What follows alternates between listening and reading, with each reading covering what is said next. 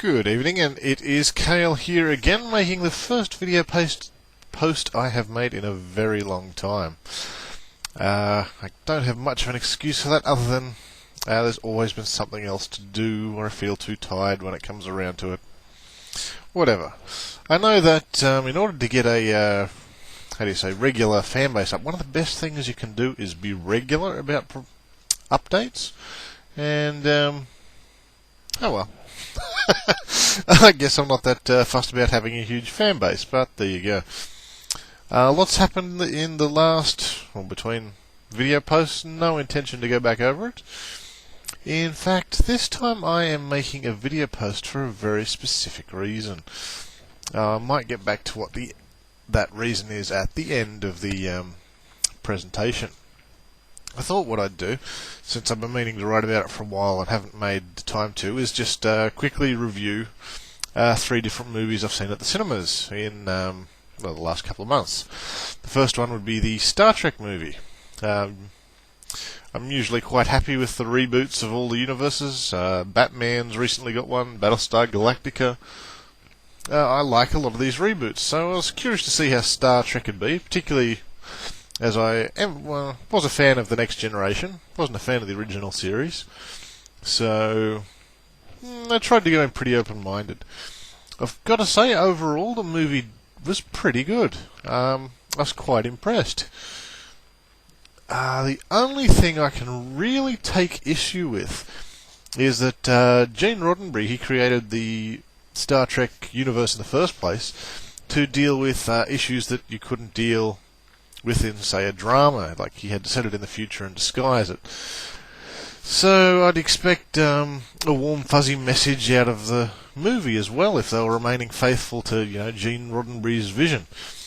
And I can't say I got any sort of moral of the story out of the movie. It seemed particularly incongruous to me when Kirk offered the Romulans at the end.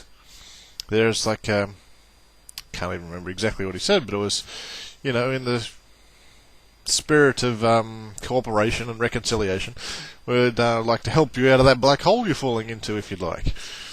And the Romulan was, oh, no, I'd rather my planet die 1,000 times over than be rescued by you. And in the old Star Treks, the captain, I'd imagine, would just go, oh, okay, see you later, fall down the black hole, bye-bye. You had it coming. In this one, what I don't understand is, the Romulan says, no, I don't want your help, I would rather die. And then, for no reason at all I can understand, Kirk just opens fire and blasts the heck out of him.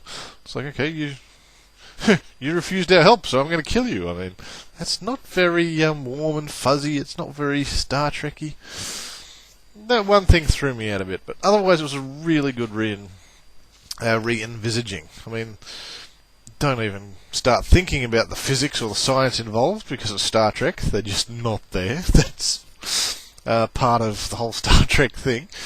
But I also like the way they got around the reboot as making it an alternate dimension. That was quite clever, I thought, and it means the movie stands alongside everything else rather than just replacing everything that's gone before it. The second movie I wanted to mention was Transformers: Revenge of the Fallen.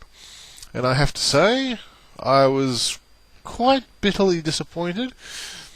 I was hoping, since we were promised the Transformers themselves would have more screen time here, we'd see a lot more in the way of character development on these robots.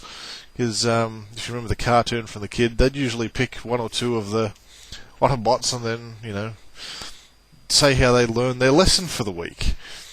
And that way they'd, learn their lesson. You'd get to know about the character.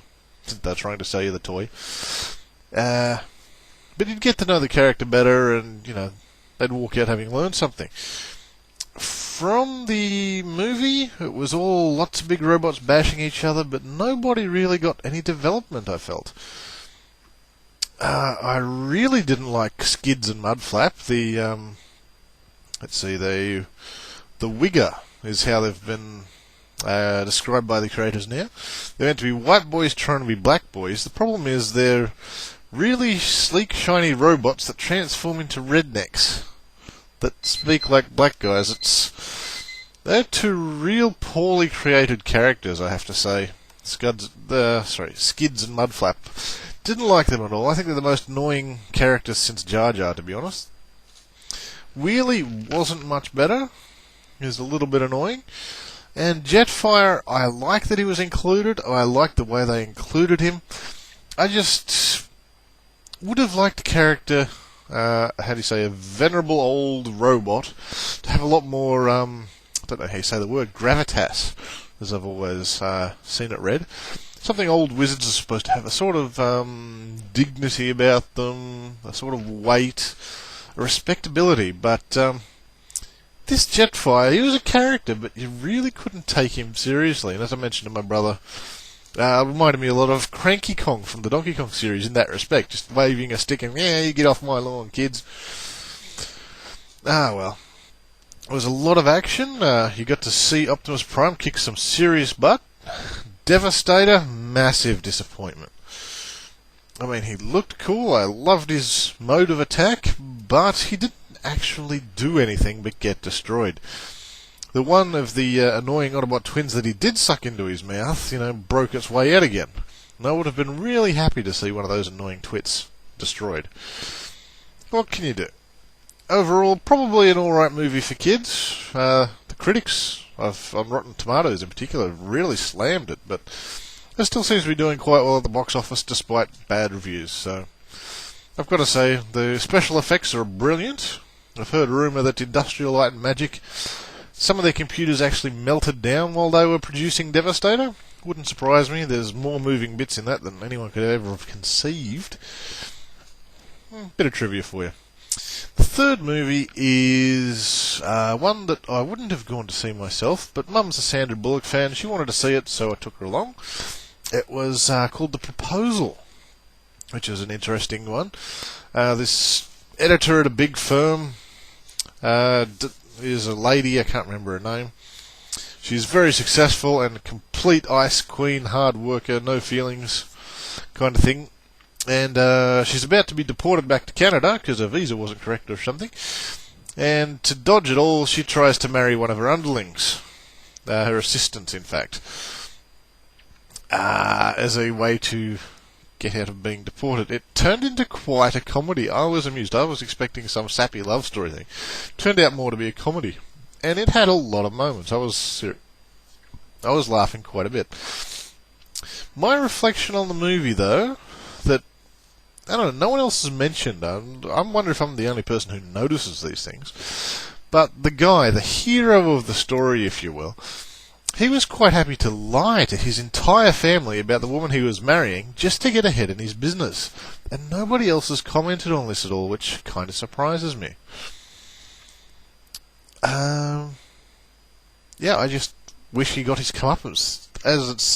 As the lady said at the end of the movie, he had a beautiful family, and he did. But the main character was really willing to treat his family like dirt when they were going out of their way to do so much for him.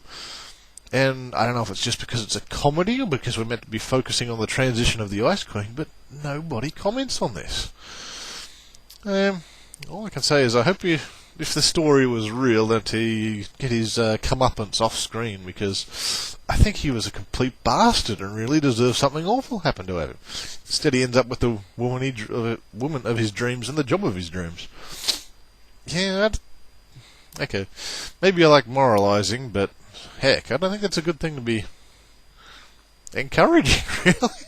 Deceiving your family like that. Totally not on.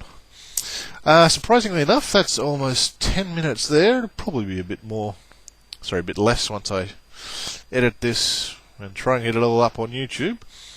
So we'll see how it goes. Overall, definitely go and see The Proposal if you get the chance. Transformers if you're a fan of big robots smashing things. And the first one I have forgotten, Star Trek, is probably worth seeing as a futuristic action movie. It's not bad. So with that, I'll wind up and say cheerio. Cheers.